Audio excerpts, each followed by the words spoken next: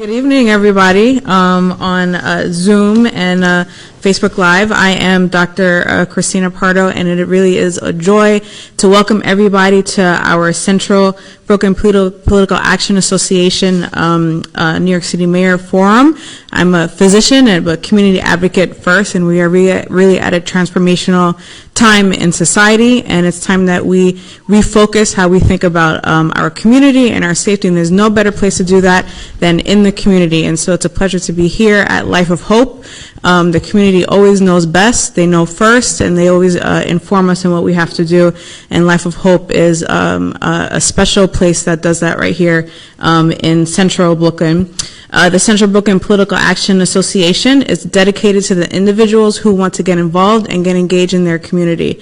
The mission is to strive for real change in action, putting people over politics, address real issues and concerns affecting residents of here in Central Brooklyn, engage citizens, and help build strong neighborhoods through political action and civic engagement. CBPAA supports communities that are inclusive but preserve the historical and cultural legacy of our neighborhoods. And it is a pleasure, honor to be here with my co-host, co-moderator, Mr. George Albro. Hi, everyone. I also want to welcome everybody. I'm a lawyer. Please don't hold that against me. I am founder and co-chair of the New York Progressive Action Network, or NYPAN. We were founded in 2016 around the Bernie Sanders campaign in New York. We're now a statewide organization with 25 chapters around all over New York State. We have 10 here, 10 chapters in New York City. We're an affiliate of Our Revolution, an organization founded by Bernie to promote a progressive agenda and elect progressive candidates. We're also an affiliate of the Working Families Party, which just last week had a great victory in getting hundreds of thousands of votes, jumping over the conservative line and now being row C on the ballot. We also played a role in getting rid of the IDC and electing progressive Democrats to the state Senate, winning voting reforms like early voting, and suing the Board of Elections when they tried to cancel the presidential primary, and we won in court, and so everyone was able to vote. If you want to learn more about NYPAN, you can go to our website at nypan.org. Tonight's program will be in two parts. Part one will feature the following four candidates in one group, and that will be Catherine Garcia, former Department of Sanitation Commissioner of New York City, Carlos Menchaca, who's a current council member in the 38th District in Brooklyn, encompassing Sunset Park and surrounding areas. The current controller of New York City, Scott Stringer, and Mayoral, the former chair of the New York City Civilian Complaint Review Board. Part two will feature four additional candidates, and they will be on at 7:30. Those candidates will be Eric Adams, the Brooklyn Borough President, Sean Donovan, the former Director of the Office of Management and Budget, Diane Morales, an Executive Director and CEO of Phipps Neighborhoods, and Lori Sutton, the former Department of Veteran Services Commissioner. So the way this will work is that each candidate will be asked to do the following. A, make an opening statement about themselves and their campaign, and whatever else they would like to discuss for 2 minutes. Then we moderators, Dr. Pardo and myself, will ask 3 questions, and each candidate in each group will have 2 minutes to answer those questions. And then, time permitting, we will try and ask some questions posed by the audience. I want to just finally remind everyone this is not a debate, this is not an endorsement interview, but an educational event to introduce the public to the current mayoral candidates and their thoughts on crucial issues facing our city. So before we start, I am privileged to introduce, for some welcoming remarks, Perez Laksama. He's the founder of the Central Brooklyn Political Action Association and a invaluable educator in the Brooklyn Haitian and Caribbean communities. Perez. I don't know if everybody can see me. I'm good. Can you go a little up? Yeah. Bonsoir, buenas tardes, good evening, sac passé. Again, my name is Perez Oksama. George, thank you for the kind words. And it's a privilege, as Josh said, it is a forum. We welcome you at our community in Central Brooklyn at Life of Hope. First of all, I'd like to thank Jimani Williams for the initiative, and George, who is the grandfather of Life of Hope, and also, and everything's going on. Also, I have to thank Father One, who is also founder of Life of Hope, and the chair in the Brooklyn Diocese doing great work. So, Dr. Pardo, I'm going to give you the microphone again. Welcome, and I hope we can be, again, that's the word today, civilized, and it can be inform our community, especially in this tough time. Again, we love you all. We're going to cheer for you tonight, and do the best we can. Love you. Have a good forum. I think we'll turn it to Father Juan. Thank you. My name is Father Juan, a priest from Diocese of Brooklyn, and also serve at St. Bernard's Shrine here in Dacker Heights, and also a member of Life of Hope Center. So, as a Catholic priest, I'm gonna pray the way that He taught me. In the name of the Father, and of the Son, and of the Holy Spirit. Amen. Amen. Lord, may everything we do begin with your inspiration and continue with your help, so that all our prayer and work may begin in you, and by you be happily ended. Let the light of your divine wisdom direct the deliberation of these candidates for the office of mayor tonight. Shine forth in all the proceedings will form for our rule and government. May they seek to preserve peace, promote national happiness, and continue to bring us the blessing of liberty and equality. Let us pray and say a reading from the most popular book of the Bible, from 1 Corinthians chapter 9, verses 24 to 25. 1 Corinthians chapter 9, verses 24 to 25. Do you know that in all race, all the runner won, but only one get the prize? One in such a way as to get the prize. Everyone who competed in the game go into strict training. They do it to get a crown that will not last, but we do it to get a crown that will last forever. Bow our head and pray for God's blessing. Almighty God, we ask you to bless this candidate. Give them the wisdom to share the plan and vision with the community, and knowing that you call them to serve and to govern according to your will. May God strengthen all the candidates for the New York Mayor Forum, the future of public services and safety, and bring your work to completion. May hope accompany your journey to the day of election to come. May God abiding present be with you on this forum tonight and all the day of your life as a candidate for the office of Mayor of New York City. Praise be Jesus Christ now and forever, and we all say amen. Amen. God bless America. God bless New York City. God bless Professor Powers of Life of Hope and all of you in the audience. In the name of the Father, and of the Son, and of the Holy Spirit. Amen. God bless you all. Thank you. And I think we have the privilege of public advocate Jimani Williams that's going to give us some opening remarks before we head to the main show. Thank you so much, Doctor. I appreciate it. And thank you to all the candidates who have joined us today, to everyone at home tuning in this crucial conversation among some of the folks who are running for mayor. And yes, that does not include me. So we're going to move forward with the folks who are running. And of course, as the people's advocate, the public advocate is the only citywide election running to be reelected. Let's have some strong interest who wants to lead our city through this very important moment. I am a member of Central Brooklyn Political Action Association and its parent organization, NIPAN, a founding member of NIPAN, actually. And so I'm glad to have this opportunity. Thank you to them for putting this together and for allowing me to speak. Today, we're going to try to focus, I believe, the questions will be mostly around public safety in New York City and hopefully how we can imagine those. Obviously, you can't have an entire conversation on this in just a few moments with all the candidates. So hopefully we can get at least some ideas of what the candidates are thinking. Amid the compounding crisis that our city is facing, the next mayor will inherit a lot. New reckoning on racial justice issues, policing issues, economic issues, based on incidences and activism we've seen, felt, and been a part of for many, many years.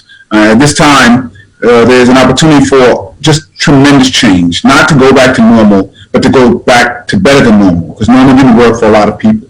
And so if we commit to a positive vision, avoid the urge to revert to our corners and our talking points, meaningful shifts in our funding and our laws around policing, shifts in the way we think about public safety, not only possible, they really are essential. So if we're not willing to go further to commit these resources to a complex rather than simple acute solutions, we see limited success and repetition in our failures.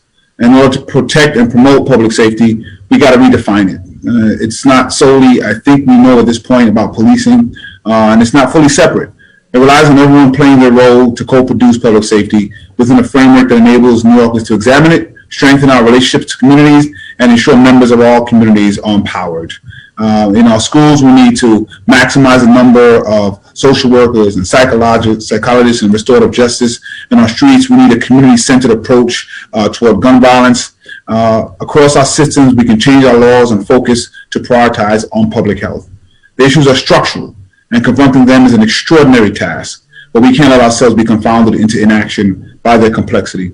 We need to meet this moment by exhibiting leadership, not by approximating it. Through job performance, not performative gestures. Leadership in the face of these challenges is about fulfilling a positive vision, to know the right path, then determine how to achieve it, to focus on the details, but not the political wins. With true leadership, New Yorkers will partner in progress. We have to have boldness, and we have to have people who can manage. And with that, I want to turn it over to a conversation with the people hoping to fill that leadership gap as our next mayor. Like many people at home, I'm actually waiting with bated breath to see what folks have to say. Thanks so much. Great, thank you. How do we move forward from that? But I guess we will. So I will start now with the introductions of our candidates. Each of our candidates will have 2 minutes to have to provide an opening statement, tell us a little bit about his or her background and the reason that they're running for mayor. The order was selected randomly, and so first we have the former commissioner for the Department of Sanitation, is Catherine Garcia. And thank you so much for having me. I wish we could have been together. I do miss people in the Zoom world. But I'm running for mayor because I love this city. And I'm a lifelong New Yorker who grew up here, who raised my children here. And it is incredibly important to me that we come out of this stronger and more equitable than we have in the past. And that's why I'm running. I understand that we need to be laser focused on the fundamentals of government, which really at the end of the day is going to be about people feeling safe in their communities, people feeling like places are clean, children getting back to school who are young, and being able to get a job in this city, and that there's economic mobility for all, which is why I'm very focused on how we leverage the real assets we have, CUNY, our high schools, to make a difference. But I'm the only one in this campaign who has a lot of crisis management in city government. So not only was I commissioner of sanitation for many years, but also during the pandemic, I was tasked with just make sure nobody goes hungry.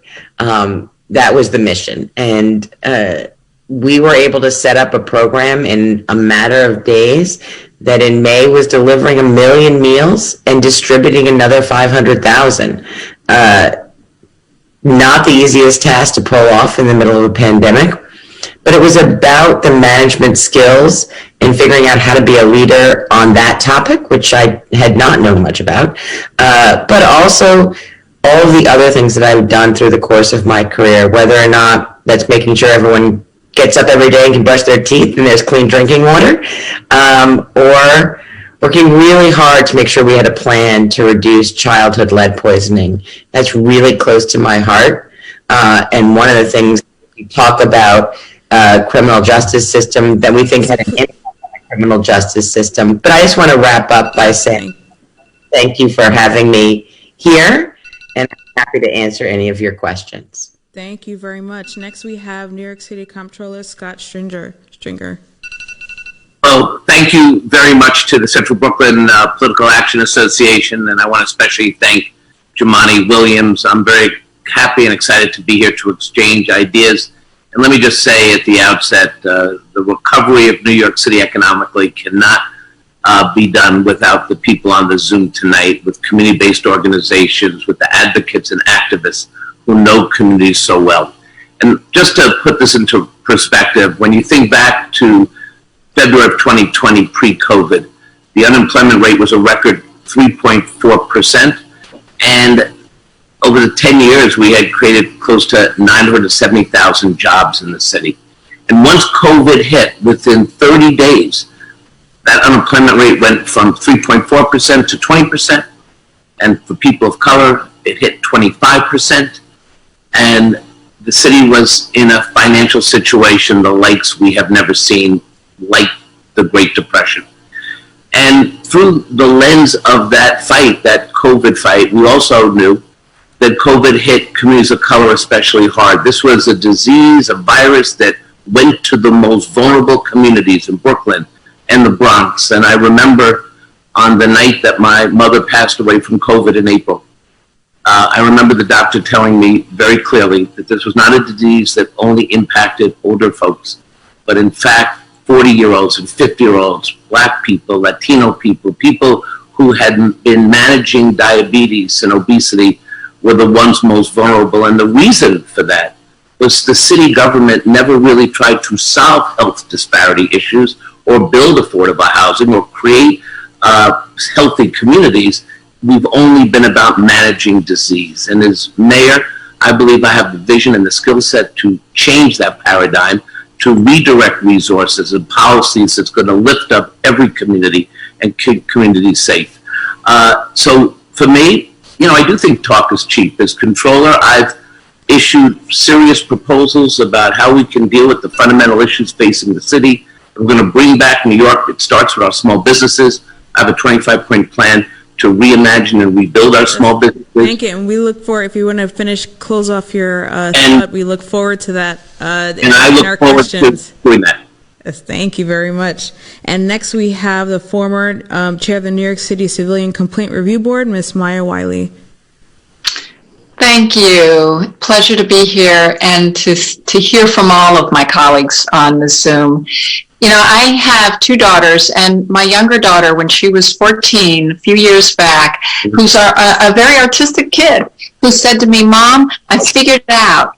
If I want to be an artist, I'm going to need a service job. And that means I am going to have to pay $600 a month for rent. Where am I going to live?"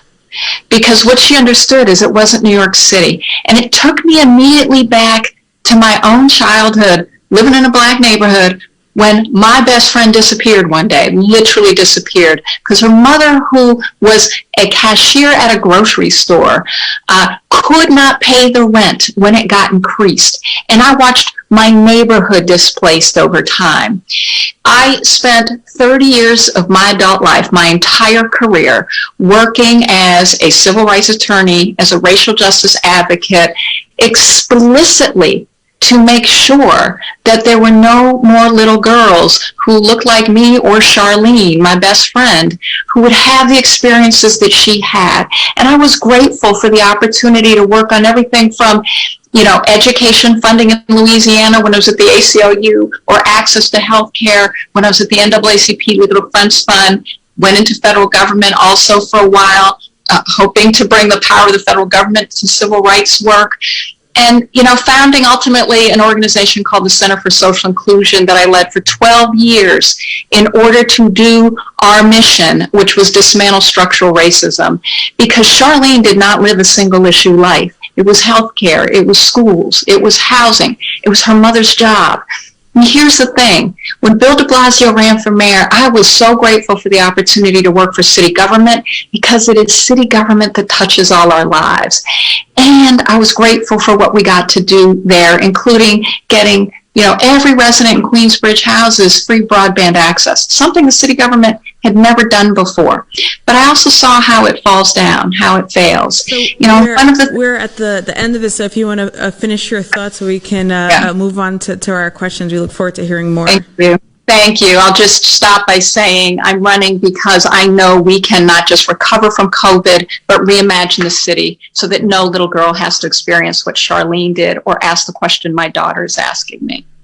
Great, thank you. And last for this first panel, we have New York City Councilmember Carlos Menchaca.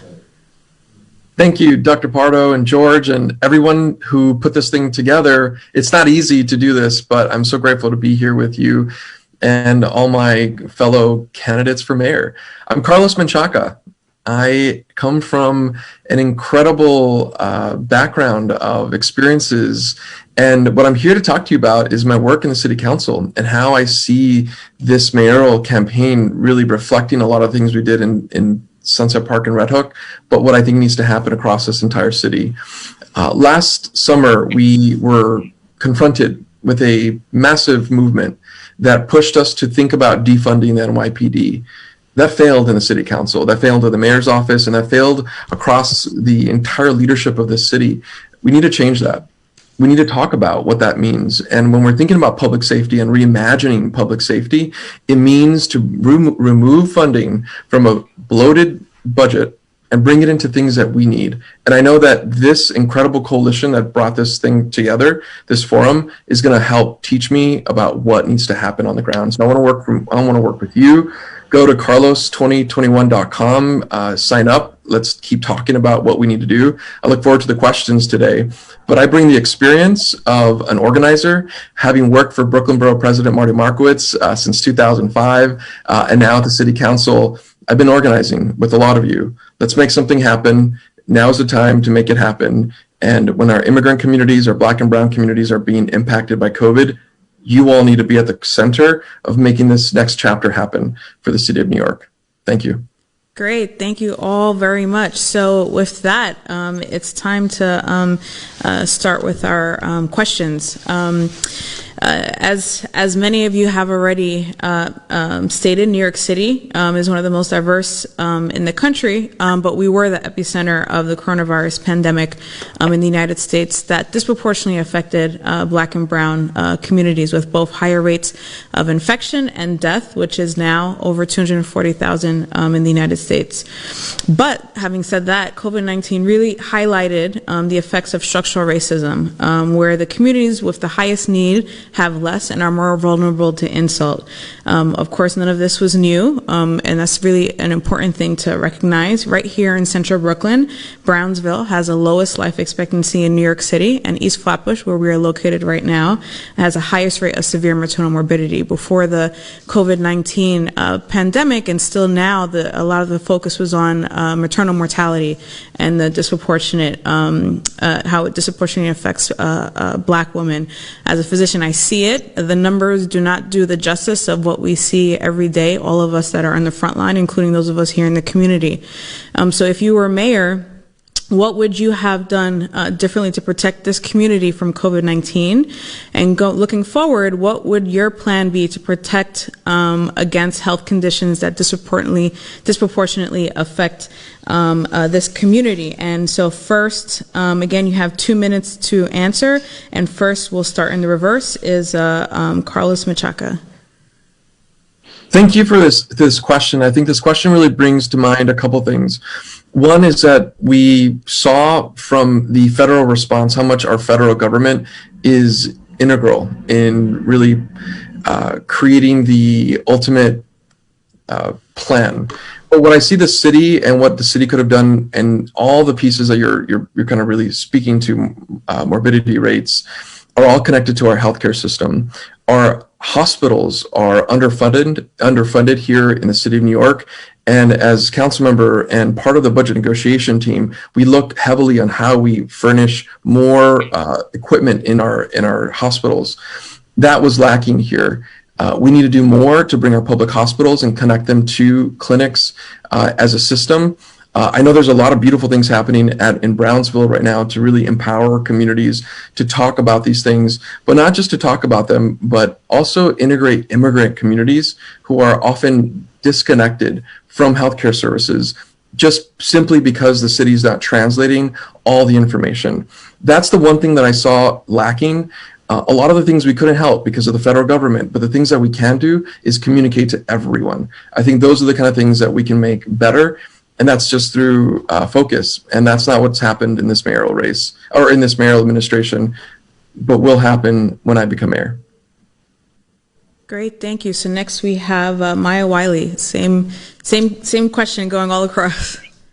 Yeah. Well, first of all, I want to recognize your work, Dr. Pardo, and thank you for it.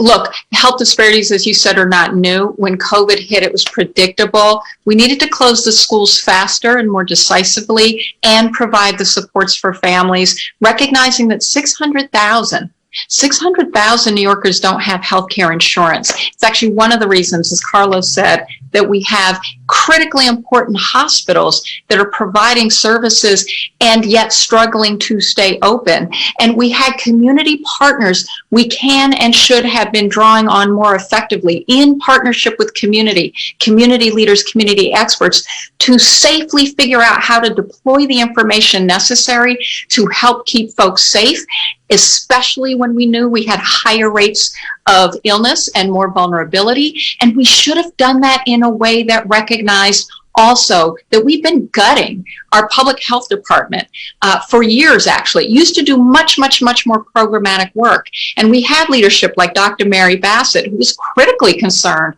with racial health disparities her entire career. And she had to triage as the commissioner of health what kinds of things she did with a budget that had been peeled back for years before COVID ever hit.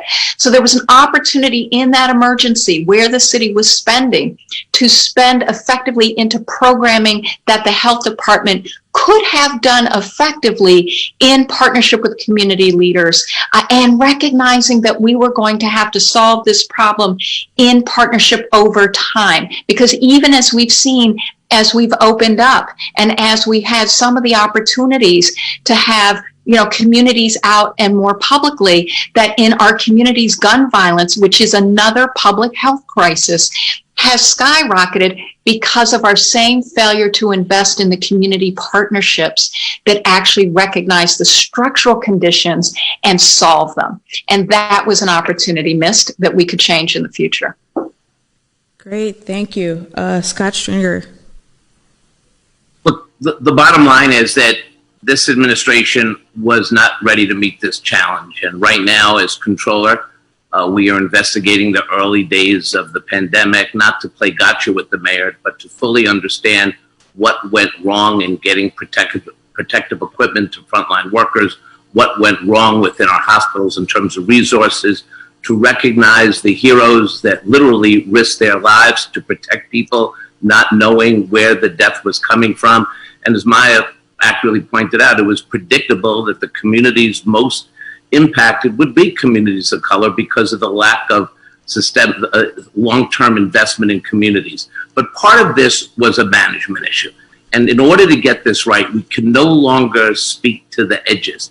We're going to need a bold leadership plan post-COVID to make sure this never happens again. So step one, we have to have a specific investment strategy in all of our communities. Less policing and more investment in communities will go a long way to stem this tide. When we go to Washington with business and labor and community leaders, we're going to have to make sure that the stimulus package accurately reflects the investment in healthcare and in affordable housing and in education. And we also have to recognize that post-COVID, we're going to have a serious mental health issue with our children in the public school system. there's a lot of kids whose moms and dads died because they were frontline workers. They've lost grandparents. They've lost parents.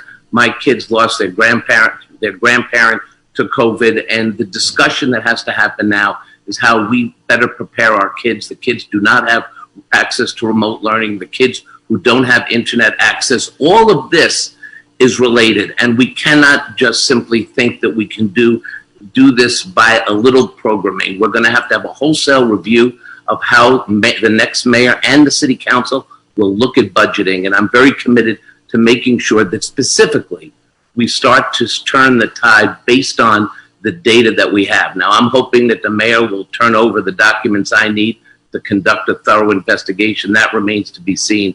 But when we have the data, all of us running for office have to dig deep and realize that you can't manage your way out of a crisis if you don't have a structure in place to do it.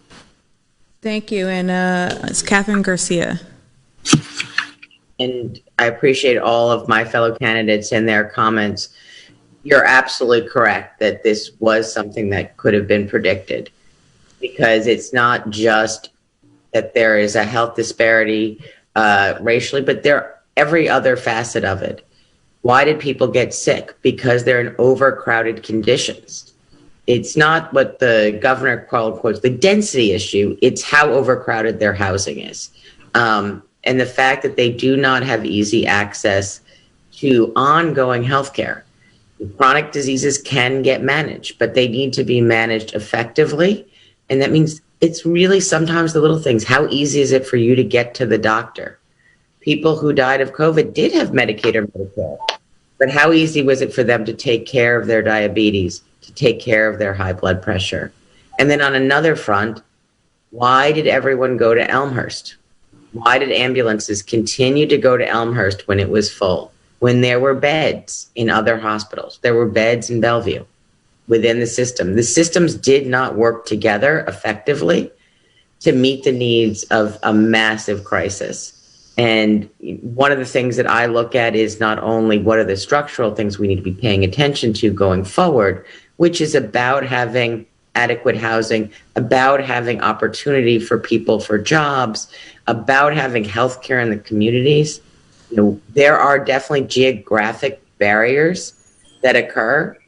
Some communities who are immigrant communities actually have lots of doctors in that community and do better.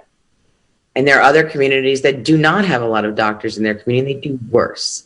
So that easy access to healthcare, it's not only insurance, it's not only about money, but it's about having them physically located where they're easy to access. But it's also about making our system work effectively.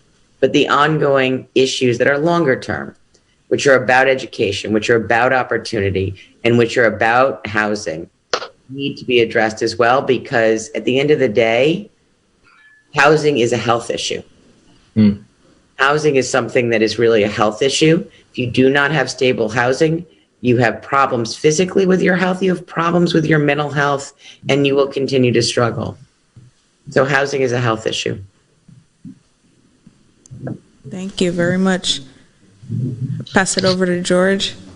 Thank you. The second question has to do with police-community relations.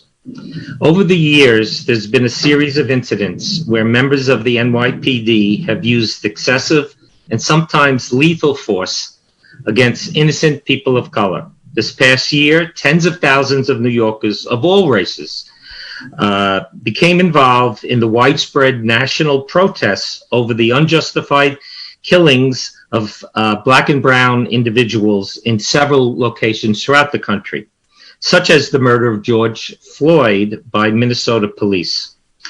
New York's mostly peaceful protests were met by what many have characterized as brutal and unjustified force by some in the NYPD, and then a mayoral decreed curfew, which many say made matters worse. And this has resulted in some demands to reduce police funding.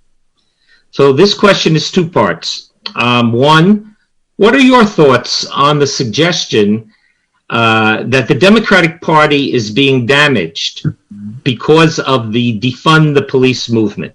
And I won't mention who are making the charge. And two, how would you move forward the discussion on policing and public safety? And a subset of that is there a difference between police and public safety? So we'll start with Scott Stringer. This is an issue that unfortunately is not new to me. I have been arrested on civil disobedience during the Amadou Diallo protests when that individual was shot 52 times in the Bronx. I have stood with Jumaane Williams and other leaders to demand the end of stop and frisk, one of the first leaders in the city to do that. I proposed legislation to end surcharges and debt to the criminal justice system, meaning people who are incarcerated end up coming out debt-ridden and their families are pushed to the edge of homelessness because of the way we treat people in the system. As controller, I was the first controller in the United States to divest from the private prison industrial complex. You see, this isn't about reducing crime. This is about taking black and brown children and shipping them to prisons, and hedge funders are making millions of dollars. This whole system has been about making money and incarcerating people, not for the greater good, but as a way of continuing the systemic racism in society. New York City's mayor has a real opportunity to lead the country in terms of police reform. And what we saw on the streets of our city was something I had never seen in all the years I was protesting. And I started protesting with my cousin Bella Abzug when I was 12 years old. So I've spent more time at protests than most people have been alive. And I have never seen the batons and the way, the callous regard that people were treated, press people, innocent people, women, people of color. It was a stain in our city. So the next mayor has got to have a police commissioner aligned with his or her values. The next mayor has to control the department, not the other way around. No shutdowns, no temper tantrums, no going after the most innocent people in our city.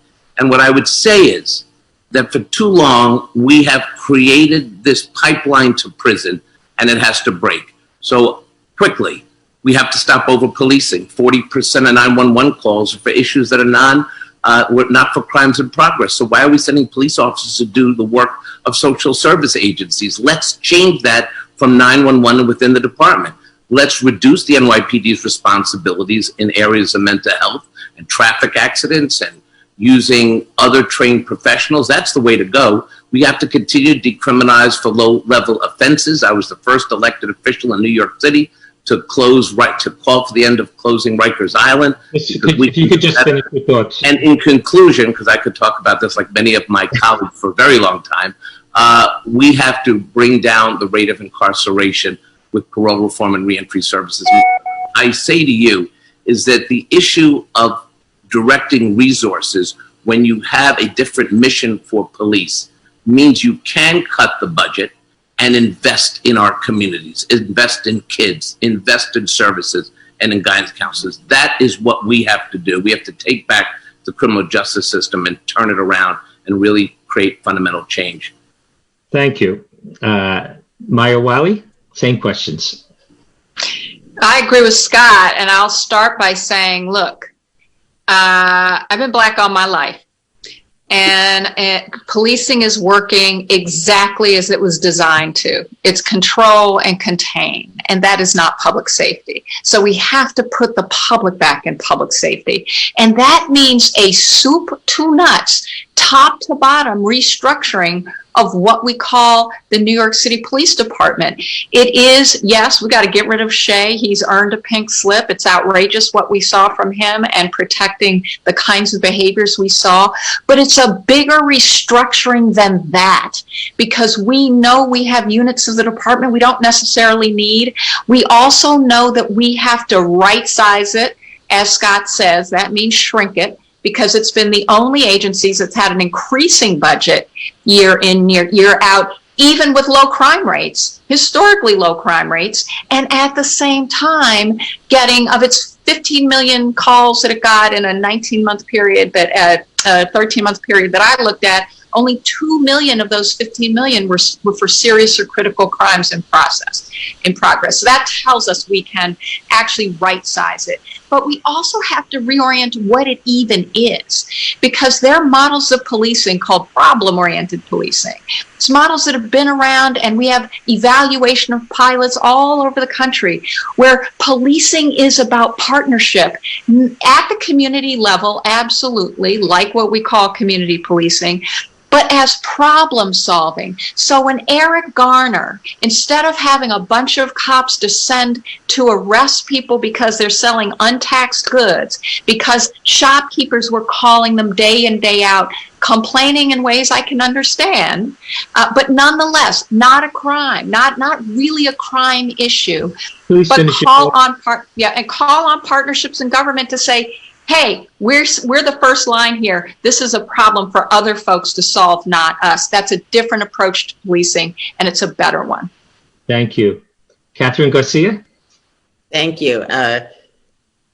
Keeping people safe in their communities and ensuring that they feel that they can walk around freely is one of the first responsibilities of any mayor. I do not agree with defund the police. I do believe in community policing and rethinking and reforming the police department.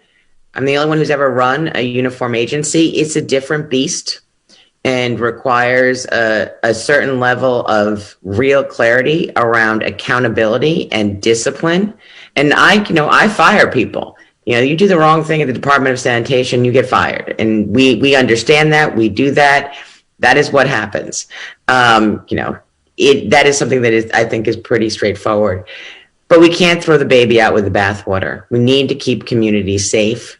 We need to make sure that they understand and feel in partnership with their agencies. And some of those are really sort of simple reforms we can make. One, we should have officers start when they're 25, not when they're 21. Scott, I know your kids are way younger than mine, but I would not trust my 21-year-old with a gun or to solve a human condition. They're not there yet. We should require them to live within the city limits so that they are invested in the city that they serve. And we need to do more on training, and not just training for the front lines, but training for the middle level management, for the sergeants, for the captains, because they are the ones that change the culture of an agency. We need to use the data that they have to focus them on crime. They're really good at crime. Let's figure out how to use it so that they are focused on crime and not wasting their time on other issues. So my view is we need to make it so that we have a much more functional police department that has regained the trust of New Yorkers across every ethnic group. So no one feels that they are being enforced against, but they feel that the police are guardians for them. Thank you. Thank you so much. And Carlos Menchaca. Thank you, George. I think your question had two other pieces to it. One of them was about the Democrats, and we're not the Democrats. Yes, it's them. So I'm going to answer that. I think that absolutely not. The defund movement has actually allowed for more people to stay engaged in this question about government and how it's going to work for them. I think we need to keep diving into this question and really bring it into communities. I would like the Speaker of the City Council to make me the next public safety chair. With that position, I can really bring the committee work and actually go into communities and have this conversation in multiple languages across the entire city. That's how we're going to actually get somewhere, and then actually build a people's budget. I think it's time the City Council actually pass a budget that we design with you all at the center of it and pass it. The mayor did not allow us to pass a budget that reflected the people's needs. That needs to happen. When we defund the police, we can actually focus on other things like education, healthcare, and bring it back into communities that were impacted by COVID. That's how we have a transformational shift, and we can begin to outline non-police work that our communities need. Because you asked the second question, which is public safety, is that the same thing as police? I think communities define public safety for themselves, and police can be invited to that conversation after communities have done that. And that's going to change across the entire city, which is why we need to focus from the grassroots up. Yeah, thank you all. Thank you. Thank you. So now to, let's see, is my microphone on? Okay, great. So now to get to our third question, to really address the things we think, all the aspects we think are impacting our communities, is that's the economic crisis, housing, food instability, unemployment during this time period. As usual, while some of the rich keep getting richer during this COVID pandemic, there are now millions in our city who lack a home, a job, and even food. In our biggest crisis since the Great Depression, and really to say that really is not understated.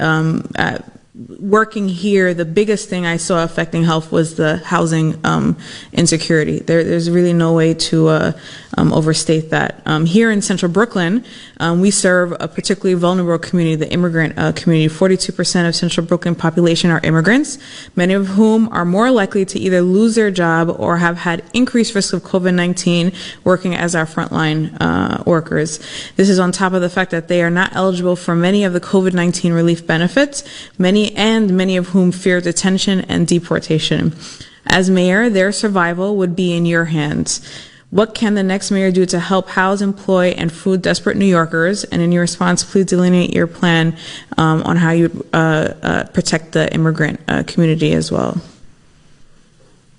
Oh, and so we will start with Maya Wiley.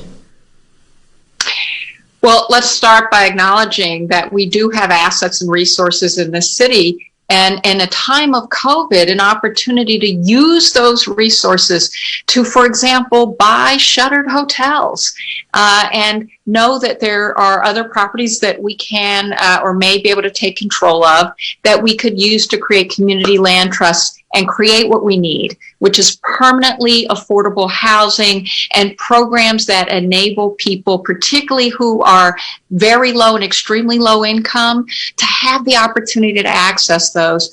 And that is something that we can do. And we have the opportunity also to start experimenting with social housing.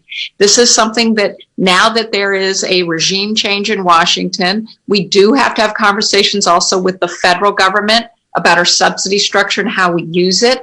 But the point is, by being a leader that partners both at the community level and with more not-for-profit housing developers, but also looking at our resources and partnering at the state and federal level with how we use those resources effectively so that we can support those in need. And I'm going to add public housing into this because we haven't talked about it yet tonight. But NYCHA, because public housing has to stay public, and we have to make sure that we're using our resources, because we have upwards of up to 5,000 units in any given year that we don't even house people in because it's in such disrepair. And the opportunity to allow residents to have more governance, more power over the decision making about how they run. And that's something that community land trusts can help us do. It's also something that changing the governance model for public housing can help us do. So all of those are aspects both of community engagement, of public resources, and also demanding more from for-profit developers because they're in a position to do more. The city didn't demand enough from them in this administration and in past years. That's something that I would change. Thank you very much. Next, Catherine Garcia.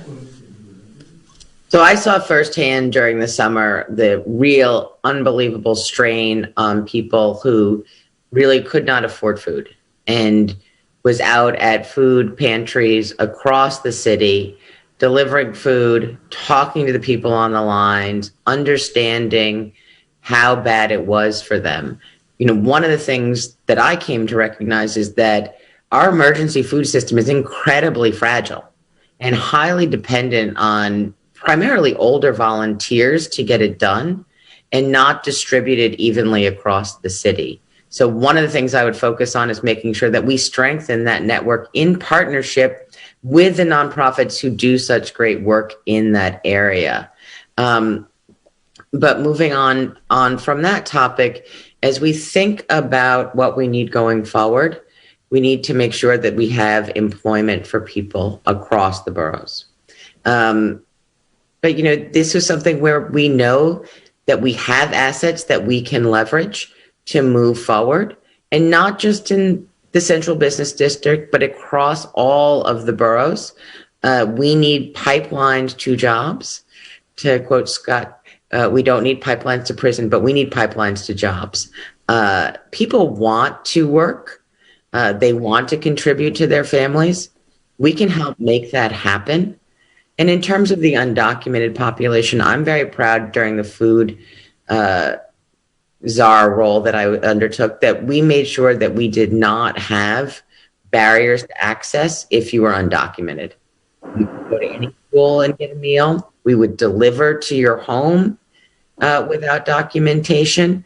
But the one good thing that did happen from the federal government is they provided something called pandemic EBT, which meant that if you had a child in public school, you got sent $420 per child, and you did not have to be documented. It did not impact the public charge. Great, thank you. So we've reached our time, and actually, we have next we'll have Scott Stringer.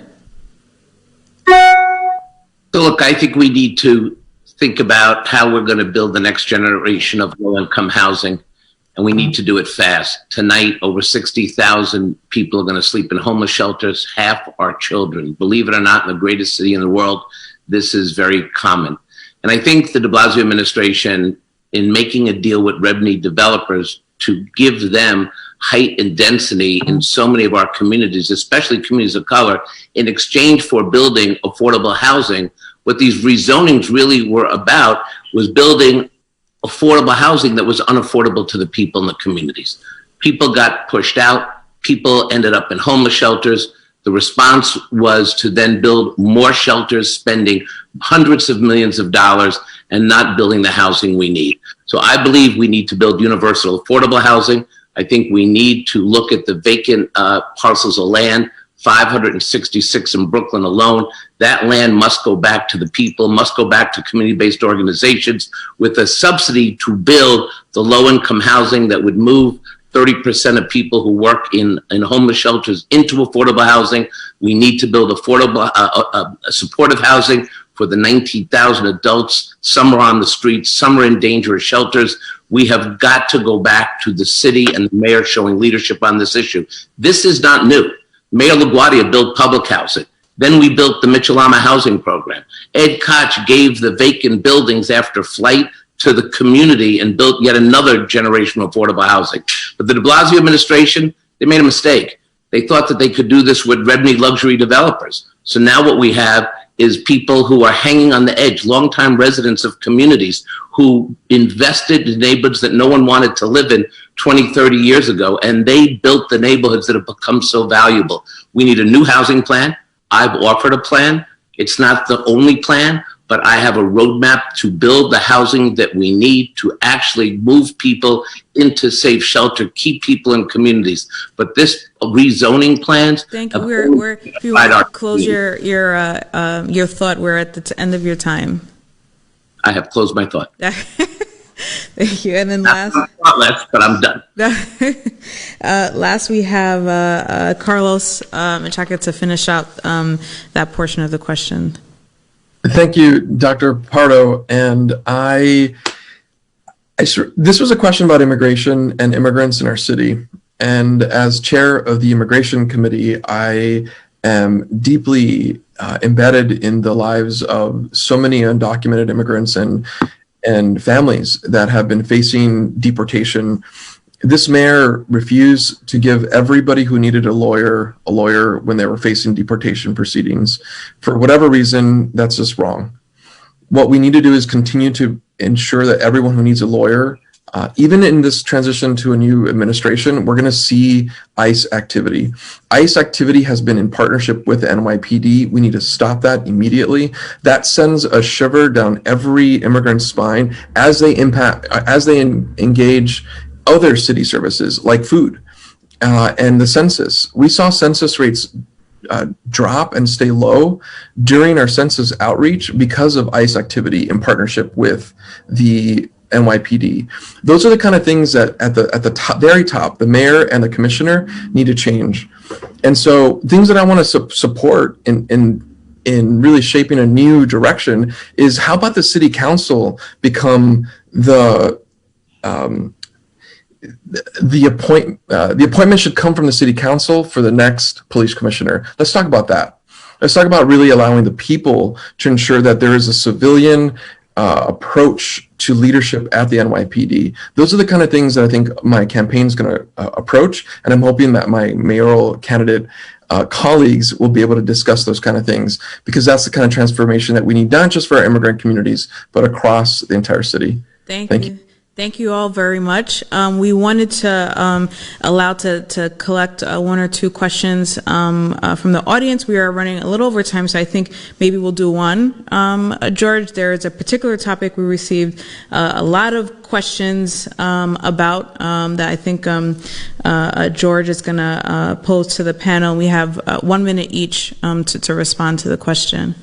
Yeah, we've been seeing a lot of the audience asking about gun violence, and that seems to be a very concern. And gun violence is on the rise in many communities, and sadly homicides. And there seems to be, those communities are sandwiched between the street violence on the one hand, and when they complain about it, over-policing, which doesn't really get to the root of the problem, what's causing the gun violence. So the question is simple. How would you address the crisis of gun violence, and what should the law enforcement role be in that, dealing with that problem? And we'll start from the top again. Catherine Garcia. Thank you for that question, or from the chat. There are two components here. Is the police have to be on the ground in their communities, and they have to have people trust them, because you find out about what the beef is when people talk to you, which means they need to be engaged in those communities. You need to bring back those things that worked in the past, like the police athletic lead, and ensure that those communications are occurring, so that people are safe and we reduce gun violence, and we are focused on the people who are actually committing the crimes, and not just doing a blanket enforcement action that casts a wide net to capture everyone. Great. Thank you for your succinct answer. And it was 1 minute. I was trying to be... Scott? I'm gonna try to beat Catherine, right? I'll try to do it in 55 seconds. Look, at the end of the day, the way we're going to stem the tide of gun violence is by mentorship of our young people, to give the programs, to have mentors going into community that kids respect, and build out a system where we give kids hope and opportunity, that we tell them that there are programs and resources for them. And a lot of this has to do with mentorship in the community. We have some great cure violence programs. Unfortunately, out of the 77 precincts, they're only in 17 of those precincts. We should bring that to scale. And we should build out a system that's going to allow people to feel the safety, because people are watching over the children. Look, as Catherine said, I have the two young kids in the campaign, a third grader and a second grader. I worry about the stray bullet every day. Every day they're out. I can't help it. It bothers me. It scares me. I worry about my children. But there are so many parents who are struggling economically, who also worry because they can't be with their kids as much as they would like. And it's up to community and city resources to build out those programs. Yes, you can police, but you're not solving the systemic issues. We have to invest in our kids and in those programs. And whether it's in Oakland to New York, throughout the country, LA, you're starting to see these programs really work. And there are experts that are willing to help us in the city. Thank you. Mayoral? No, I am listening to the community right now. We just had a People's Assembly on Monday night with folks including people who live in public housing, people who live in central Brooklyn, one man who was a former New York City police officer, to engage people in what the solutions to gun violence are explicitly. And we're going to be rolling out proposals actually, hopefully in the next week. But let me just say that gun violence fundamentally is about disinvestment in communities. We have to make it easier to get a job than a gun, and that is including everything from supports for mental health and trauma-involved care, to workforce development opportunities. We have to invest in our schools and having school safety teams. We do need the community-based crisis intervention model that are built and run by people who have been engaged and are from the community and have that credibility.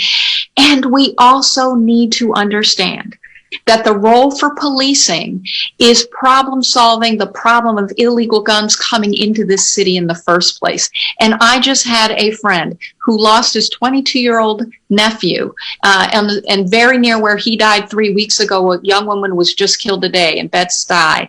And when more police showed up after the killings, the community was clear. They said, this is not the solution. The shooting already happened. We need to, you need to go out and get the guns, but we need the dollars in our communities that actually strengthen us and strengthen our mobility and our opportunity and bring us together. That's what solves gun violence. That's what I will do. Thank you. Councilman Menchaca. Thank you. And again, thank you for holding this forum. I can't wait to come back. I'm assuming we're going to have more of these conversations. What are you doing tomorrow night? Wonderful. How do you address gun violence? Fully fund our public schools, fully fund our summer youth programs, and making those programs year round. These are systemic issues that we are addressing, and we're going to have to address. That's what we got to do. And the way to do that is to remove the budget that is incredibly bloated right now and bring it back to our communities. And like Maya, I want to continue to listen to our communities. And so if Brownsville has ideas and specific pieces of platforms that we all need to look at, I will be there to listen to you. Thank you. Well, thank you all for a very, very informative and thought-provoking hour. We're almost on time, just a little over. I think we have one last, we forgot the most important question. Everybody has 15 seconds to answer. We'll just go around. We'll start at the top. And that is, and this was by special request, what is your favorite New York City-based movie? And you have 15 seconds. We'll start with Catherine Garcia. I'm going to go with Superman. Carlos Menchaca. Ghostbusters. That's a great one. Maya Wiley. Carlos stole mine, but I'll say when Harry Met Sally. Okay, all right. All right, and Scott Stringer, we have some special guests. I gotta answer this. On my own. Okay, Carlos, I love Ghostbusters. Okay, I follow your leadership. Hey, you got it. Okay, so no one said Sleepless in Seattle. So, all right answers. Well, again, thank everyone. I was going to say get home safely, but you're all probably home already. So, and thank you for participating. We really appreciate it. Thank you. Well, see you all again. Bye. Thank you. And if everybody can just hang tight, we're just going to transition to our next panel.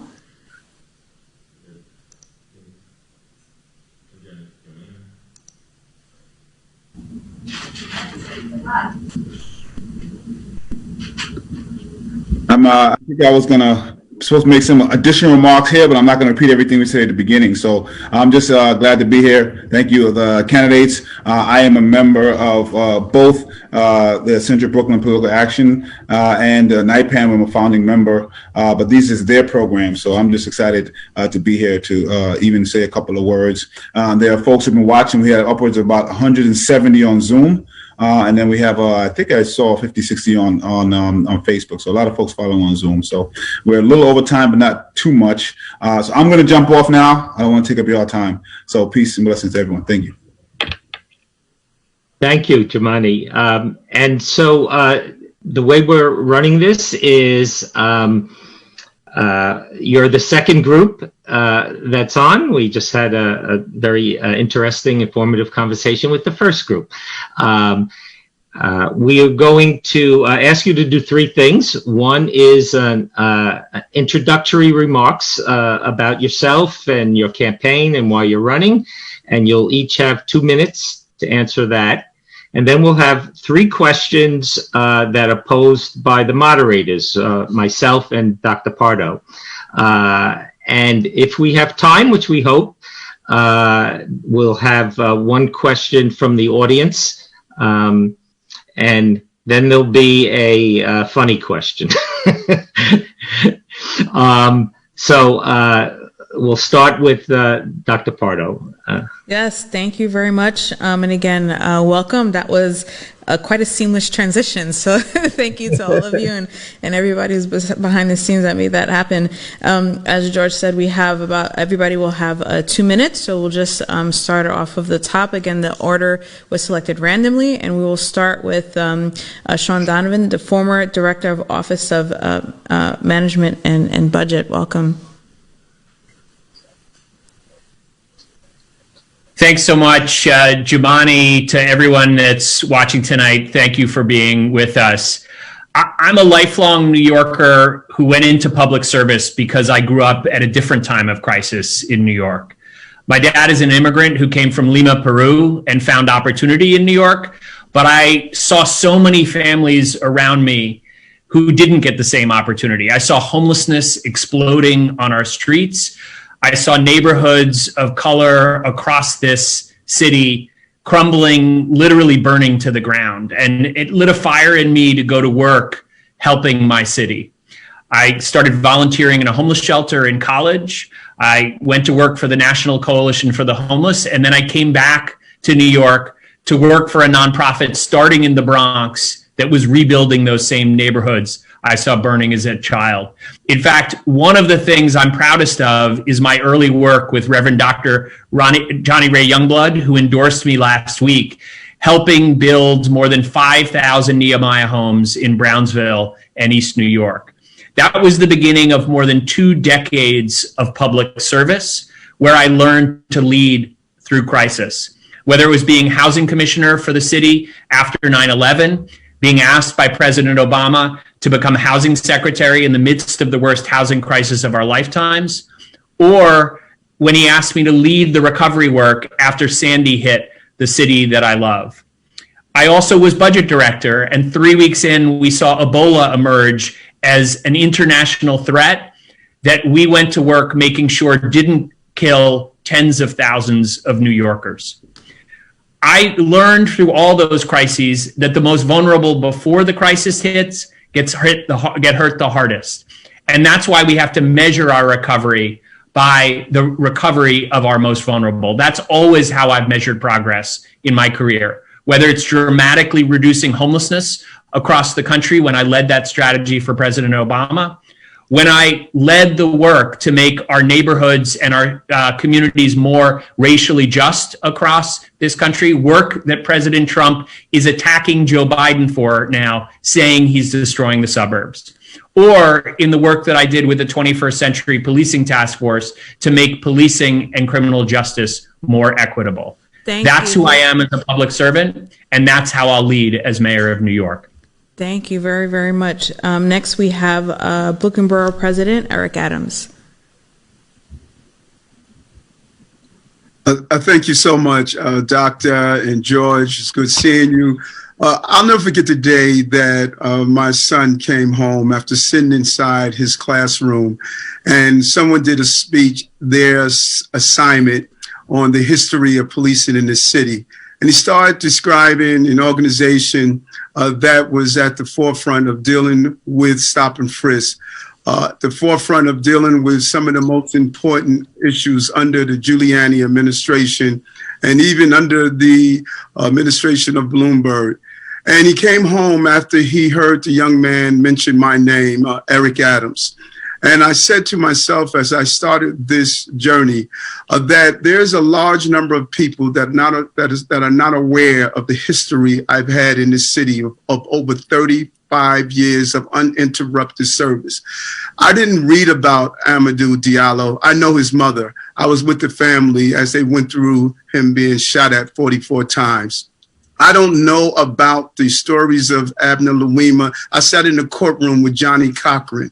I don't know about just hearing about the Rockefeller drug laws. I marched when I was a sergeant during the 90s at Rockefeller Plaza and then went to Albany and reversed those laws. I don't know about the devastation of what happens in our prison industry just based on what I read in papers. I walked through the prisons of our upstate facilities and young men behind bars called out my name and said, that's Eric Adams from 100 Blacks who fight on our behalf.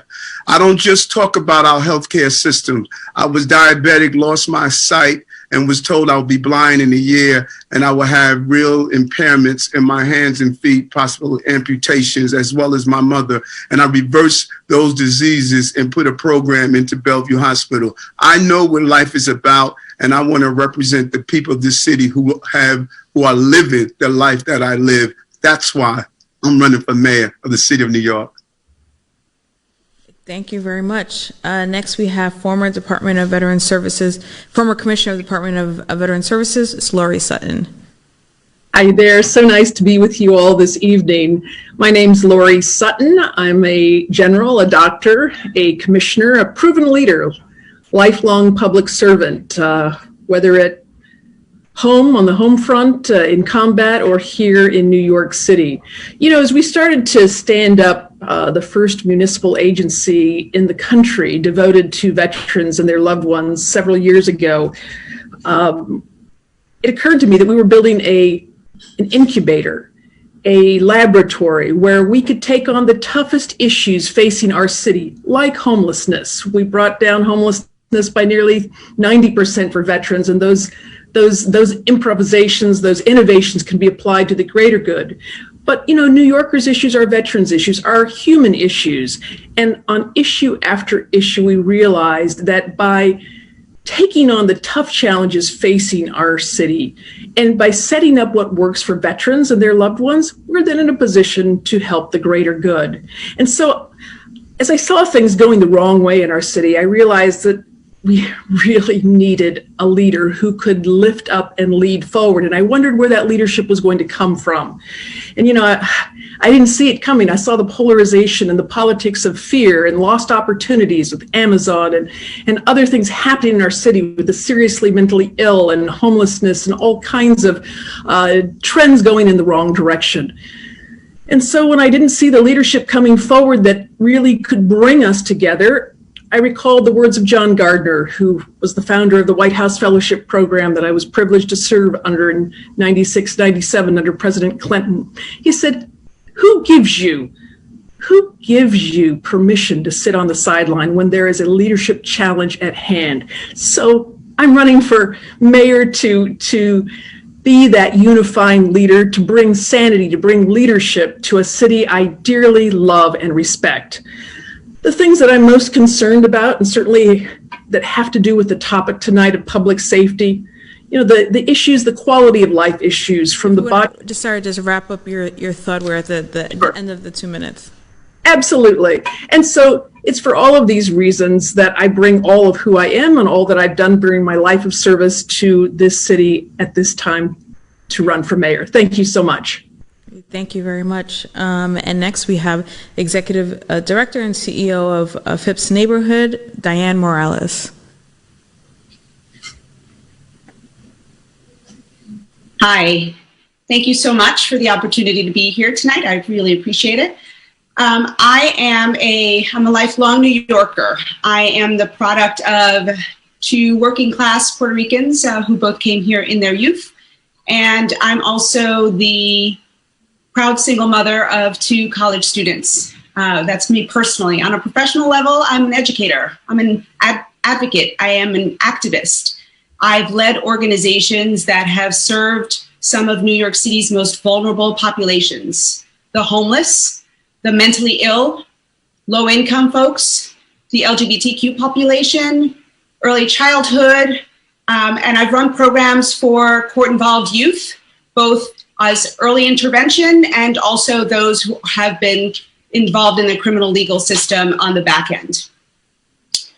I'm running for mayor because I feel like I have firsthand lived experience as a woman of color, as a first generation, as a single mother, that have exposed me firsthand to the challenges that so many New Yorkers encounter on a daily basis in just their struggle to survive. My experiences as an executive providing solutions to people in overcoming the structural and systemic barriers that prevent them from accessing opportunity gave me a front row seat as to what those barriers actually are and what it's going to take for us to overcome those challenges. So a year ago, I jumped into the race because I felt like the combination of those two experiences, my personal and my professional experiences, brought something unique to bear to the idea of leadership of New York City. And the last 8 months have made it crystal clear that the challenges that we face in this city are so deeply ingrained and so deeply embedded in our systems and structures that we need radical transformation, and we need the boldness to live up to the aspirations of what New York City can be. And so that's why I'm here today. Thank you, and thank you all very much. We'll move on to our questions. First, New York City, as you know, is one of the most diverse in the country, but was the epicenter of the coronavirus pandemic in the United States, which disproportionately affected Black and Brown communities who had higher rates of both infection and death. And we know that the death rate, the numbers of death in the United States is now over 240,000. But moving a little bit higher up than that, we know that COVID-19 really highlighted the effects of structural racism, where the communities with the highest need have less and are more vulnerable to insult, like COVID-19. It is also important to recognize that none of these health disparities are new. Here in central Brooklyn, where I am right now, Brownsville has the lowest life expectancy in New York City, and East Flatbush, where I'm physically am right now, has the highest rate of severe maternal morbidity. And we know that aside from COVID-19, the way that maternal mortality disproportionately affects Black women is something that we are working hard to try to address. So if you are mayor, what would you have done differently to protect this community from COVID-19? And going forward, what would be your plan to protect the community against health conditions that disproportionately affect this community? And first up, I start with the reverse, with Diane Morales. Great. So I think just looking back in terms of what we could have done differently, for whatever reasons, I think the leadership of New York City took on New York City and New York State took on actually a very Trumpian response to the pandemic. There was a sense of trying to downplay it and not enough early intervention. I think we should have closed schools sooner. I think we should have begun to educate the public about the risk and what was happening, given the limited information that was available to us. I think we needed to make sure that we were providing information and access to PPE to New Yorkers, in particular, the vulnerable essential workers who were providing critical services to all of the city in order to make it possible for the city to continue to operate. One of the things that the pandemic has laid crystal clear and bare to us in New York City is that we're all inextricably linked, and those that made it possible for some of us to work comfortably from home are in fact the ones that are most vulnerable and least protected, and we need to prioritize and center those folks moving forward so that we are making sure that they're protected and taken care of, and that we recognize that we cannot survive without them.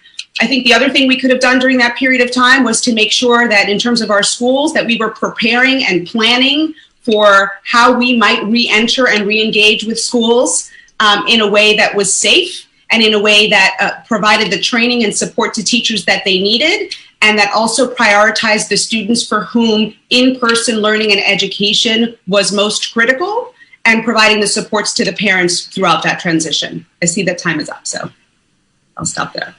Thank you very much. Dr. Lori Sutton. Thanks, Dr. Pardo. Yeah, absolutely. I think better planning and coordination as well as the crisis communication. Also, we could have set up what I called health safety hubs, sites where individuals who could not quarantine safely at home could be safely monitored, preventing them from overrunning the health systems, but also preventing them from infecting and being contagious to their household family members, particularly in those communities of color that were most affected and our essential workers. I think also when it comes to going forward, I think that we have to recognize that, here in New York, we went from worst to first, and so we did have some good leadership. Certainly, Governor Cuomo deserves a lot of credit for that. I think that also when it comes to healthcare, you mentioned what needs to be done to protect those individuals who are on the front lines. Clearly, healthcare cannot be tied to employment, and we must develop community hubs for accessible, community and culturally congruent, accessible quality healthcare. Thank you very much. Brooklyn Borough President Eric Adams. Thank you so much. So important that when COVID hit the city, I led from the front. I think generals should lead from the front. They should not send their troops into battle and ask, how was the war? I moved into Borough Hall, put a mattress on the floor, and immediately responded. I want to thank Jumaane Williams for joining me and putting in place a letter that we sent to the Department of Justice to investigate I believe, the civil rights violations that happen to Black and brown people all over the country and right here in New York City in particular. But there's something else that's significant about this moment. What we did with the knowns. We knew those with comorbidities would be the highest level of hospitalization and potential deaths. Yet we did not respond to them. And when I went to NYCHA to hand out masks at the beginning of COVID-19, I was demonized by it, by some people who are still running for office today. Why was I given face masks, face covering, and food to NYCHA residents? Because I knew that that was a place where comorbidities existed. But it was something else that we need to focus on as well, testing. Why did we have a drive-through testing on Staten Island far before we had one here in Brooklyn, which was ground zero? We treated Black and brown people differently in this city under COVID-19. And what we did at the beginning of COVID-19 that was extremely significant, we divided the city into essential and non-essential workers. The essential workers were Black, brown, immigrants. The non-essential were those who were of other ethnicities, yet we had the essential workers such as train operators, hospital staff. We're not giving them the PPEs they needed. We were lying and stating that they had them while they were wearing garbage bags in the hospitals. I knew what people were going through, not because I was in the Hamptons. I was in housing. I was in hospitals. I was on the ground, on the front line, giving people what they needed. And that's the type of leadership we need in the city during these difficult times. Thank you very much. Sean Donovan. Thank you. Well, first, we have to begin with the idea that planning doesn't start when a crisis hits. It has to be in place when that crisis emerges. And we had a fundamentally flawed response that needed to be an all of government response. I've seen this work because I was part of it when we responded on a national level to the Ebola crisis. As I said earlier, we put in place the contact tracing and testing. We brought together an all of government response that included military leadership and every agency.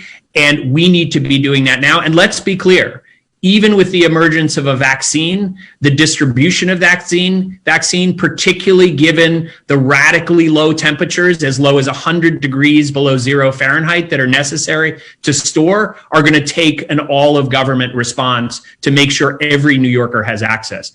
But let's understand that there's a deeper crisis here.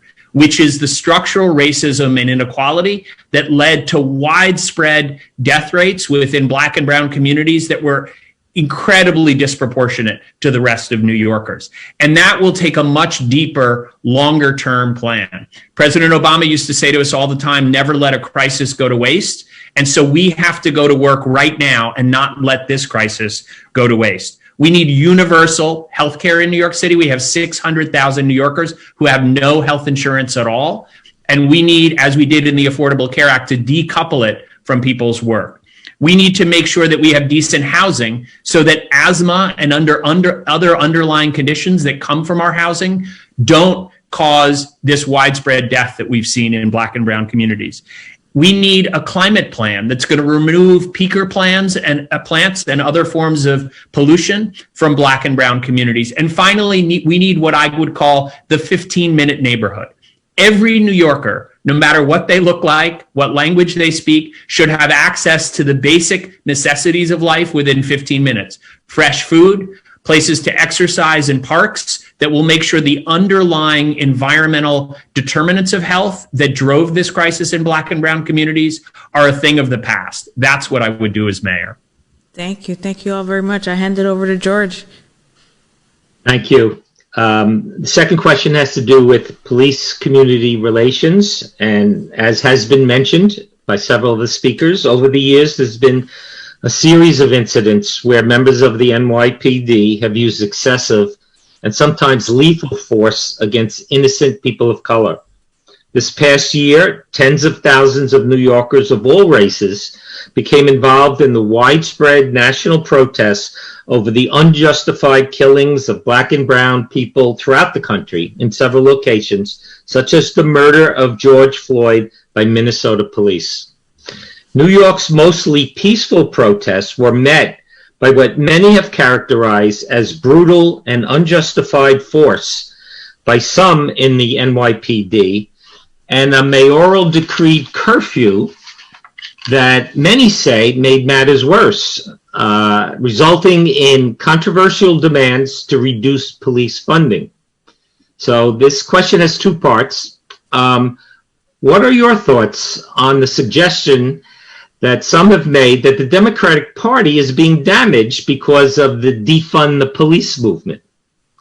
And two, how would you move forward the discussion on policing and public safety? And is there a difference between the two? So we'll start now with the Borough President of Brooklyn, Eric Adams. Thanks so much, George. And I'm sure you know as well as I, because of our long relationship around this issue, that public safety and justice, they go together, and we don't have to have one without the other. And I believe there's some quick things we can do to reallocate funding in the police department to become more proactive and not reactive. Number one, let's use police officers to do the job that they are assigned to do. Let's take them out of clerical roles. Let's put them into the areas of dealing with serious violent crimes, like what we saw today where gang members shot up a bus on Fulton Street. We must have public safety. That's the prerequisite to prosperity. Second, let's utilize technology. We don't need our officers sitting in courts for 6-7 hours when you can use Zoom and other technologies that they can go back to patrol and protect the people of the city.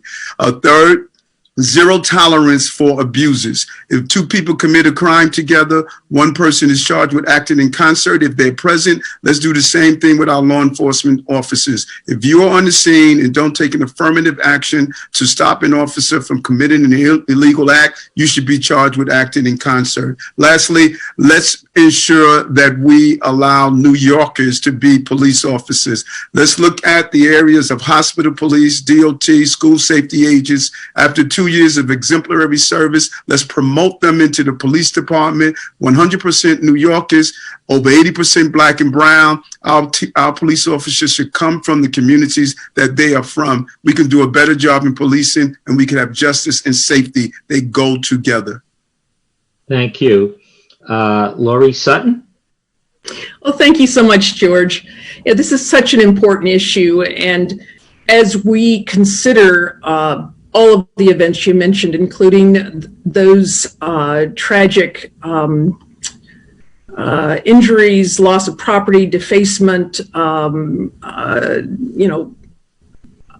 infractions of what policing should be in a modern city. We have a chance to reimagine what modern policing should be, to also reinvest both in communities as well as in policing, recognizing that cops need the communities as much as communities need cops. And finally, to rebuild those relationships, the relationships of trust that have been really shredded over these last several months.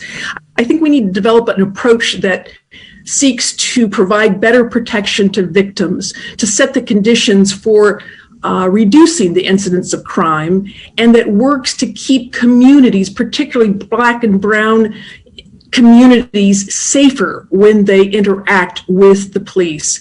To say that constitutional amendment, First Amendment, the right to protest should be weighed against public safety, it's a false choice. Both can be preserved and must be preserved. And as mayor, that's certainly a top priority. We cannot move forward to a vibrant and flourishing New York without safety and positive community relations. Thank you. Diane Morales.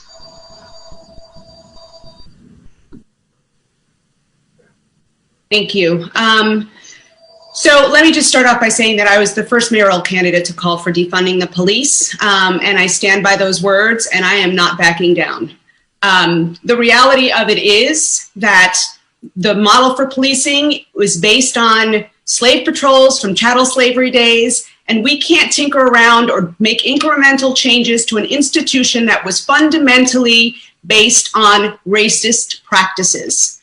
As someone who watched this year as my two children were both pepper sprayed as they stood innocently doing nothing peacefully, I watched in horror, unable to intervene, and then later that same night was kettled with my children as they, interestingly enough, separated from our white peers that night.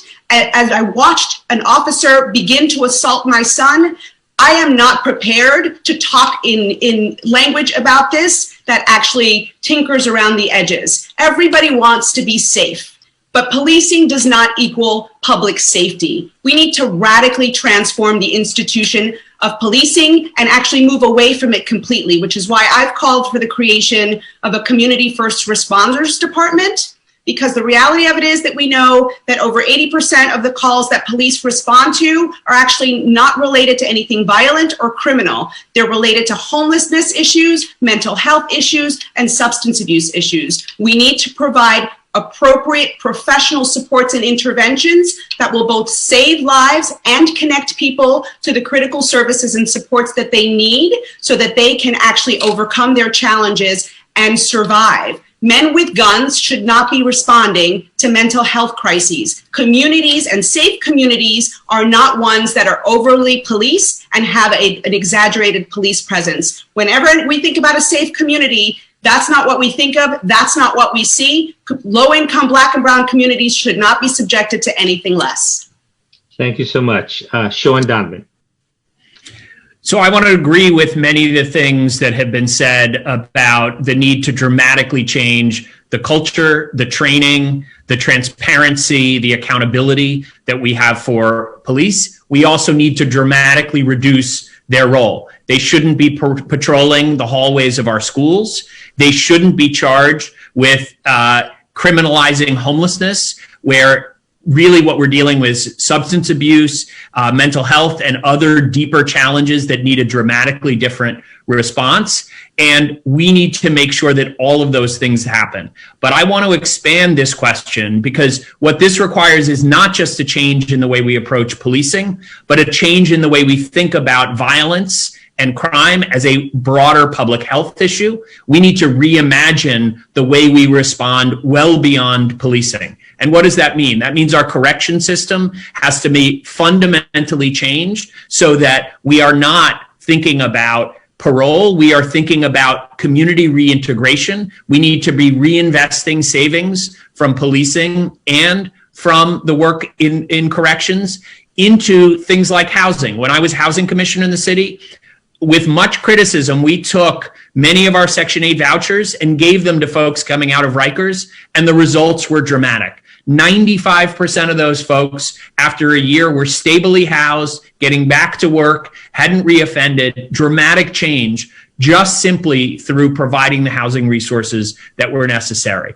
We need to be investing in efforts like NEON and so many others that can be scaled up to invest in job training and other things that really get to the underlying public health and causes of violence, rather than focusing just on change in policing, because it's going to take that dramatic response across the entire system to make sure that we end the cycle of incarceration and prison as a solution to violence, which is absolutely the wrong solution. This has to be a public health approach, and it has to be an all of government approach to solve the underlying challenges. Thank you all. Excuse me, George, may I ask a question, please? I was understanding that we have 90 seconds, and I'm trying to. I'm sorry. You have 2 minutes. 2 minutes. 2 minutes. Okay. Just wanted clarity. Okay. Thank you. Thank you. So the next question, again, another topic that was significantly impacted as a result of coronavirus, the economic crisis that we are in, especially around housing, food instability, and unemployment. As is unfortunately often happens, while many of the rich have gotten richer, there are many in our community who have been affected negatively. Lack of home, a job, and even food. What is our biggest crisis since the Great Depression? Here in Central Brooklyn, is 42% of the population are immigrants, and which can be a particularly vulnerable community. Many of whom were more likely to lose their job, had increased risk to coronavirus because a significant proportion of them are our frontline workers. This is on top of the fact that they were not eligible for many of the COVID-19 relief benefits, many of whom fear detention and deportation. And again, like many of the other things that we discussed, that really the numbers do not do it justice. Like a organization like Life of Hope, where I am now, that serves the immigrant community, to see how this affected people and families and communities really cannot be overstated. So as mayor, their very survival would be in your hands. What can the next mayor do to help house, employ, and feed desperate New Yorkers? And in your response, please also delineate your plan to protect the immigrant community. And as George stated, there's 2 minutes for each response, and we will start with Dr. Lori Sutton.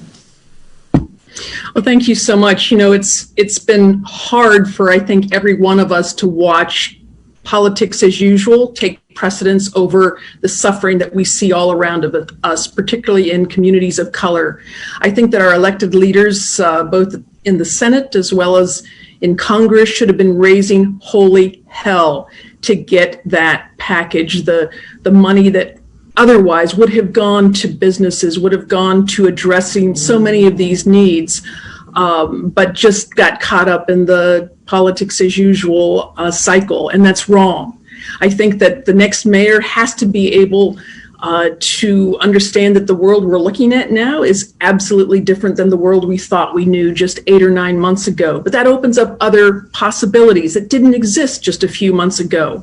So I think in terms of protecting the immigrant community, we have to go out and actively seek to find out through the community-based organizations, through the houses of faith and worship, through folks who are coming to the city and wanting to get food, sustenance, who have housing issues, perhaps the safety, the mold, the water, the heat, now that it's wintertime. We have to be active, proactive in reaching out. We are our brothers, sisters, and keepers, and we must partner with the private sector when it comes to housing and rent. Listen, we bailed out the banks in 2008 and 2009. We can't leave tenants on the hook. We can't leave landlords on the hook. I think it's going to take a real concerted effort at all levels and some very, very pointed political leadership to lead us forward out of this crisis in a recovery for all New Yorkers. Great. Thank you very much. Sean Donovan. Thank you. I'm so glad you asked this question because it's deeply personal to me as a son of an immigrant who watched my dad installed as a citizen in the Great Hall on Ellis Island after decades of having a green card. This is something that needs attention at every level of government and in every part of our government. First, as someone who has worked side by side with Joe Biden and Kamala Harris, I would go to work in Washington, D.C. to make sure that the threats of treating New York as a quote unquote sanctuary city, we should be a sanctuary city. We must be a sanctuary city. And I would work effectively with everyone in the federal government, in Congress, to make sure that we had the support we needed from the federal government. Second, we need to be working at every level across city government to support immigrants and particularly undocumented folks in the city. Our greatest gaps in our public schools are for second language learners. And so as we are reopening our schools, as we are focusing on creating dual language programs and others that are proven ways to raise the achievement of second language learners, that must be a focus of the next mayor. On healthcare, we need to expand Metro Plus so that the 300,000 undocumented folks in New York that don't have healthcare will get that coverage.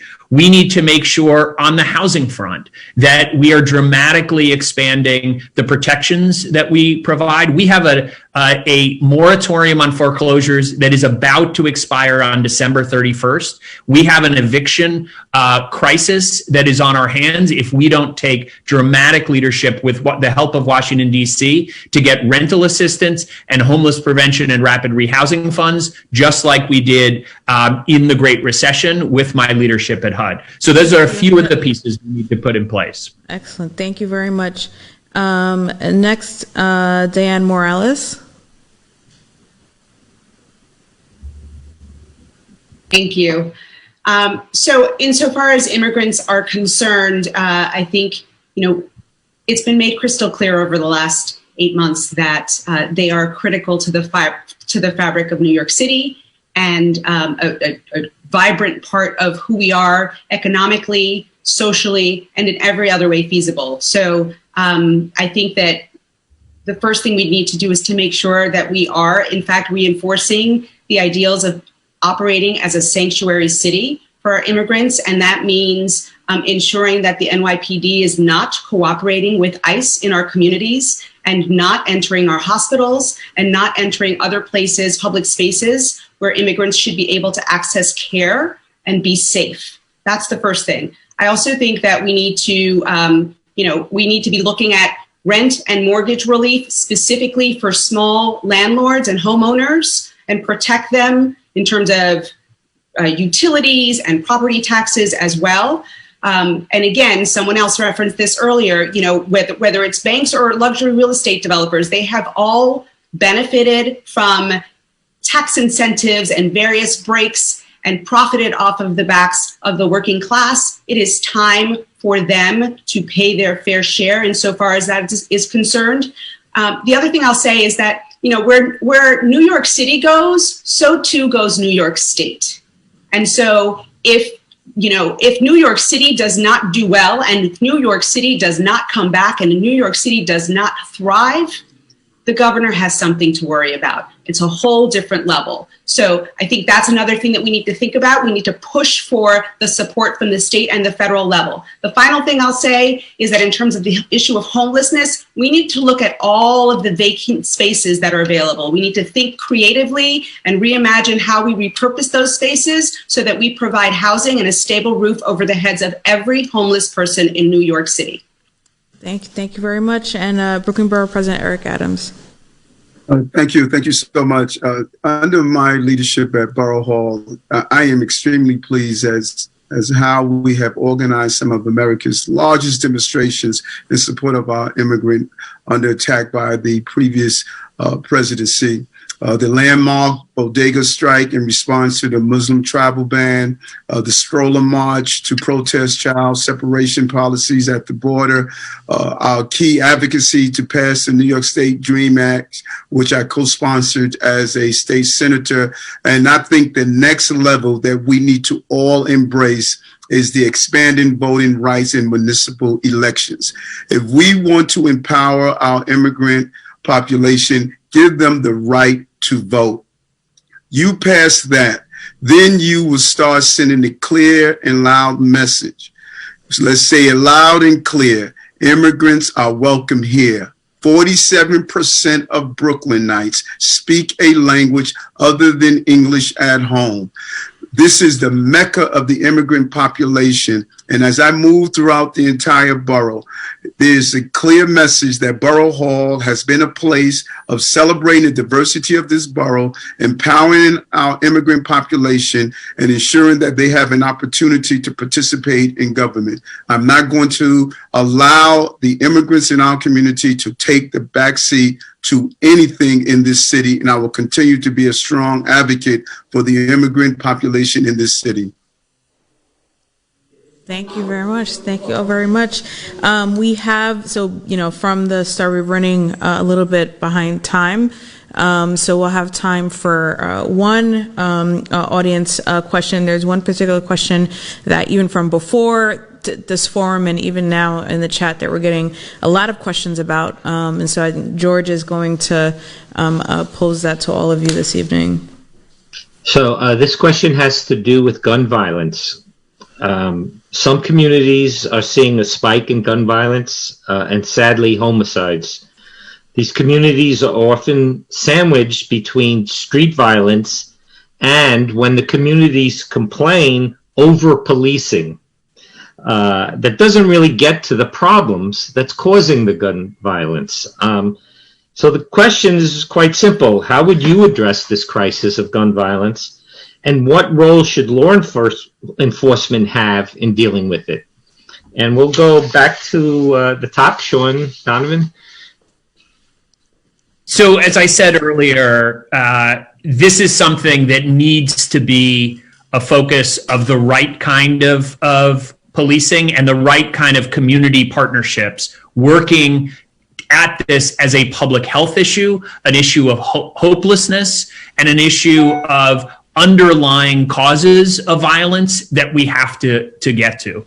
And so I'm not going to reiterate those points. But in addition to that, we need a mayor who's going to lead a national coalition of mayors against the gun industry and to fundamentally change the easy access to guns in our streets and in our communities. And that's something we should have a mayor, once again, who understands that New York City is the most important city in the country, that we can be a world leader on these issues, and we must bring together a coalition that will take gun makers to court, that will sue gun sellers, not just in New York City, but around the region. And we do have jurisdiction, if we form the right coalitions to do that, to be dramatically more aggressive in reducing the easy access to guns, which turns what are often, look, I have two sons that are 21 and 18. They've done knuckleheaded things in their lives, but they're white, and they live in communities where they're not going to be victimized by police, and they're not going to have the same kind of access, easy access to guns. And what that means is that if we can fundamentally cut the supply of guns, that is something that is going to dramatically change this situation. We need a mayor who's going to lead on that. Thank you. Eric? Yes, thank you, George. Important question. I dedicated my life to dealing with the issues of gun violence and how it impacts family. I've sat in hospitals many days watching the victims of gun violence. As I stated today, a senior, 70 years old, on the bus, a gun pierced through the bus and shot this 7-year-old senior. I responded over and over to these incidents throughout my 22 years in law enforcement. And there's an accumulation of things that we must do. Yes, we must do things around legislation. Yes, we must change the ecosystem of public safety and the great tools of the CMS model that includes Man Up, Erica Ford, other organizations who have done amazing work around preventive. And yes, we must have a more proactive approach to law enforcement to prevent young people going in the areas of crime, particularly around gang violence and using firearms. I would reinstitute the anti-crime unit with better, well-trained officers that will go after precision policing the shooters. There are known shooters in the city. We know who they are, and we need to target those specific shooters. We need to have a real conversation about the gang violence in our city and how do we have young people move out of gangs. I have been meeting with some of the top gang leaders in the city to show them how do we connect them with employment so they don't have to have a gang encounter that we're seeing. And then we need a tri-state approach to stop the flow of guns in our city. There's an overproliferation of guns. There are known gun dealers. I want to take my hat off to the district attorney who just found a transit authority employee who was actually part of a major gun running scheme. It can't be just the street level enforcement. It has to be matched with stopping the flow, and it's possible to do so. We can be safe. Thank you. Lori Sutton? Thank you so much, George. Yeah, this is an issue that certainly breaks every one of our hearts as we've seen the violence, we've seen the deaths, we've seen the suffering. And I will say at the onset, I'm proud to live in a city that has taken such a strong stand on gun control. Clearly, when guns are trafficked through our city, we have to take an aggressive role. We have to work with our state and our federal and yes, the gun organizations themselves. I will tell you, one of the things that really touched me a few months ago before the pandemic, I had a chance to go out and visit the 67th precinct there in Brooklyn and to talk with members of the clergy council, the God Squad, and to see that partnership, that interaction between the police and the community and the clergy. And it was just something really beautiful to behold and to see the pride that they took and their accomplishments, how many weapons they've been able to take off the streets and the decrease in crime. Those are pockets of success that we can absolutely replicate and spread throughout our city and bring hope again. And really, it's in working together, in community, in partnership, that we truly can lead our country forward. Thank you. Let me say, lead our city forward. Thank you, George. City and country. Thank you. Diane? Hi, thank you. So I guess the first thing I'll say is that, police are called upon to respond to crime, generally not to prevent it. And while we can address the issue of guns and need to do that, I also think that we need to focus on addressing the root of those issues. In terms of the guns, there are plenty of proven prevention and intervention programs. Eric mentioned one of them, Life Camp in Queens. We need to expand those kinds of models. But the thing about those models that actually work is that they are driven by and operated by members of the community, by people who understand and can connect with and relate to the young people who are experiencing a variety of different issues. And that's what I really want to get to, is those issues. We need to actually stem the tide. We need to address all of the insecurities that are proliferating in our communities these days, whether that's insecurity around housing, insecurity around economic stability, insecurity around food. Those things need to be addressed, because if we're not addressing that, we're just dealing with the symptoms. Mm-hmm. So we need to do something to address the issue of guns. And there are things that we can do and things that have been proven, but we also have to make a commitment to fundamentally get to the root of the challenges that are creating these disproportionate issues in some communities over others. And so, I think that we have to make this commitment, and take this courageous step that we're going to invest in communities to provide the services and the programs that these young people need in order to feel secure and safe and like they are a part of something and like there is hope for their future. Because for as long as they're not feeling like there is hope, they don't feel like they have anything to lose. Thank you so much. Thank you all. Back to Dr. Pardo. Yes, thank you. So, of course, I guess we'll end with the most important question after this long session, and that is, what is your favorite New York City-based movie? And you have 15 seconds, and I'm just going to start from the top of my screen. That's Sean Donovan, and I'll just go down from there. Favorite New York-based movie? Yes. Was that the question? New York City-based breaking movie. up just a little bit when you asked it. New York City-based movie. I would have to say Serpico. Ooh. Next is Laurie Sutton. Out of Towners. Eric Adams. Education of Sonny Carson. Old movie. Remind me of when I was arrested and beaten by police and how he turned his life around. Diane Morales.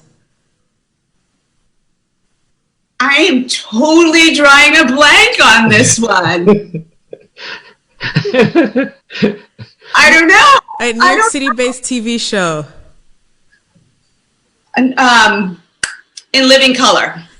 That's a good one. That may have been the best one of the evening. Good one. All right, thank you all very, very Craig. No duplicate, so that's great. So thank you all very much for joining us this evening.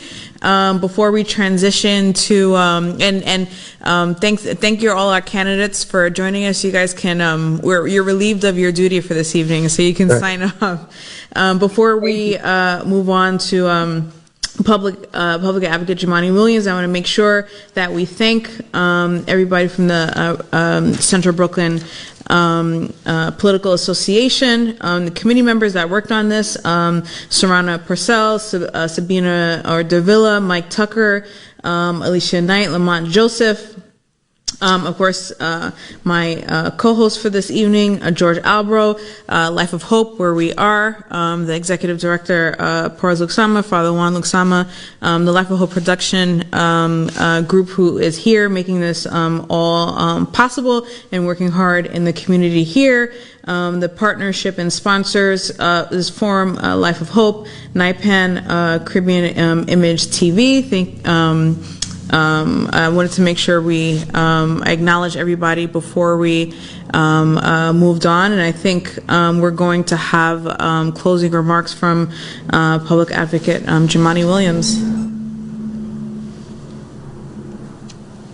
Thank you so much. I had to put my blazer back on. But thank you so much for allowing me to make some closing remarks. And Doctor and George, you did an amazing job. And thank everybody who stuck around. We had probably around at the height a little over 200 folks.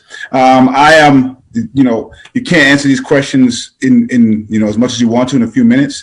So it was good to hear at least the beginning. Hopefully we'll do this again. I would say my own big thing is I was disappointed at how many people kind of skirted the issue around their thoughts on defund the police, and really didn't really get to the heart of kind of police versus public safety. And I think that's a very important topic right now. So I'm hoping to hear more of their platform. I was really happy to hear most folks talk about getting to the root causes of gun violence.